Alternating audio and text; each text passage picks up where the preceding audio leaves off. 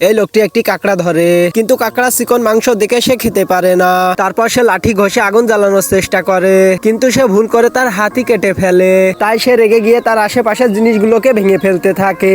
তার কিছুক্ষণ পর সে বলের উপর লেগে থাকা রক্ত দেখতে পায় এবং সেই রক্তের উপর একটি চেহারা আঁকে এবং সেটার নাম রাখে সাকিব। তারপর সে সাকিবকে এক পাশে রেখে আবারও আগুন জ্বালানোর চেষ্টা করে এবং সে রাতের মধ্যে সমুদ্রের কিনারায় আগুন জ্বালিয়ে নেয়। তারপর সে কেবল না শুধু গরম তাজা মাছ খায়, একজন বন্ধুও পেয়ে যায়। তারপর দ্রুত 4 বছর কেটে যায় এবং সে একজন জঙ্গলি মানুষ হয়ে যায়, কিন্তু সে একাকিত্বের কারণে আত্মহত্যার কথাও ভাবে।